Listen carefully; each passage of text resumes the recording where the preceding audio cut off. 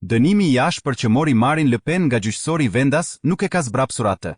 Liderja e ekstremit të djathtë franceze u ka bërë thirrje mbështetësve të saj që të mos humbin shpresën dhe të vazhdojnë të luftojnë për çështjen që ajo e quan të drejtën për të mbrojtur Francën. Teksa ju drejtua turmave në Paris pas shpalljes së dënimit, Le Pen tha: "Ky nuk ishte një vendim i drejtësisë, por qartazi, një vendim politik. Ne jemi të përkushtuar ndaj luftës dhe në këtë moment, vetë ekzistenca e Francës është në rrezik."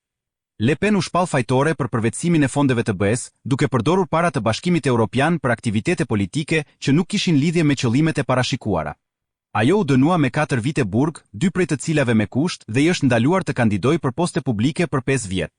Ky dënim erdhi në një moment kur ajo udhëhoqi sondazhet për zgjedhjet presidenciale të vitit 2027. Pas vendimit të gjykatës, avokati Le Pen tha se do të apelohet kjo çështje, duke shpresuar që procesi i apelit të përfundojë shpejt, pasi ky mund të jetë shansi i vetëm i saj për të marrë pjesë në zgjedhje. Sipas historianit Pierre Laurent nga Universiteti i Orleanit, nëse apelimi nuk ka vonesa të gjata, Le Pen mund të ketë ende mundësinë të konkurrojë për presidencën e Francës. Dënimi i Marine Le Pen ka ngritur reagime të forta nga mbështetësit e saj, të cilët e shohin këtë si një përpjekje për të shuar lëvizjen e saj politike dhe për të minuar mundësinë e një candidateje të djathtë për presidencën.